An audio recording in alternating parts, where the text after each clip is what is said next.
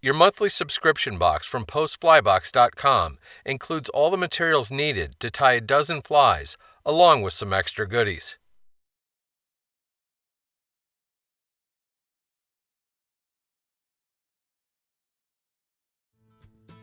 Whether you love them or hate them, there's no disputing that mop flies are effective for catching just about every species of fish that swims, and this variation is no exception.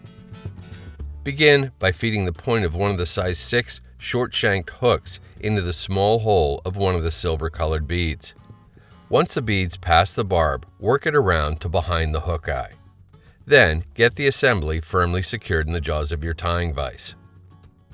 Load a bobbin with a spool of brown unithread.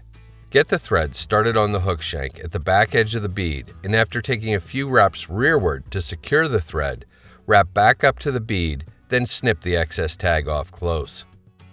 Pick up the entire coil of solder wire and place one end up into the bead on top of the hook shank. Take nice tight thread wraps, one on top of the other, to secure the wire there. Bring the wire underneath the hook, behind your tying thread, and take touching rearward wraps with it down the shank. After 5 or 6 turns, helicopter the wire to break it off close. Take thread wraps back over top of the wire to really lock it down and make sure everything is pressed up against the bead. Pick up one of the tan mop fibers and isolate the Y-shaped end. Strip the fuzzy material from both legs of the Y to reveal the string cores. Place the string cores on top of the hook shank and take tight wraps of tying thread to secure them. Don't be shy with the number of wraps here. You want to be absolutely positive that the mop portion is not going to pull out or unravel. Select one of the brown soft hackle feathers, and with the shiny side of the feather facing you, strip off all the lower fluffy fibers from both sides of the stem. Gently preen down the lower fibers to isolate the very tip of the feather, then snip that tip off to form a small triangular-shaped tie-in anchor. Lay the anchor against the near side of the hook and take tight wraps of tying thread to secure it over top of the wire wraps. Remove a fairly ample clump of the golden brown dubbing from the packet. Pull down on your bobbin to expose about 3 inches of tying thread. Then twist the dubbing onto the exposed thread to create a slender 2.5-inch long noodle. Start taking wraps with the noodle to cover up the thread and wire wraps between the front edge of the mop fiber and the back edge of the bead.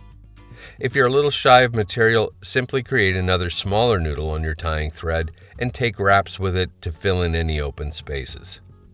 End with tight wraps of tying thread right at the back edge of the bead. Get hold of the hackle feather stem and do your best to gently fold the fibers rearward around the stem. Start making open spiral wraps with the feather, preening the fibers rearward as you go. At the back edge of the bead, secure the feather's stem with tight wraps of tying thread, then snip the excess stem off close.